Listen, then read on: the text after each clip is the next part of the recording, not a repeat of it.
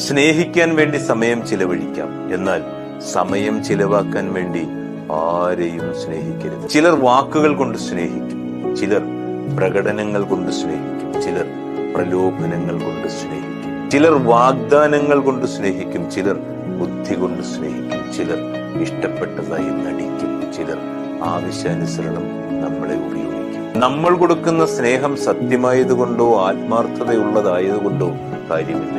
ആ സ്നേഹം കിട്ടുന്നവർക്ക് അത് തിരിച്ചറിയാനുള്ള മനസ്സുണ്ടാകും. സ്നേഹിക്കപ്പെടുന്നു എന്ന തോന്നലിൽ നിന്നും എത്ര പെട്ടെന്നാണെന്നേ മനുഷ്യൻ ആരുമില്ലായ്മയിലേക്ക് ചുരുങ്ങിപ്പോകുന്നത്. എത്രനാൾ കൂടെ ഉണ്ടായി എന്നതിലല്ല, എത്രമേൽ നമ്മളെ മനസ്സിലാക്കി എന്നതിലാണെന്നേ കാര്യം. രാപ്പകലുകളൊക്കെ ഏറെ ഉണ്ടായിട്ടും കൂടെയുള്ള ഒരാളിന്റെ ഉള്ളറിയാതെ രാവേറുമ്പോൾ ഉടലെറിയാൻ മാത്രമായി മാറിപ്പോകരുതെന്നേ ഈ സ്നേഹവും ബന്ധവും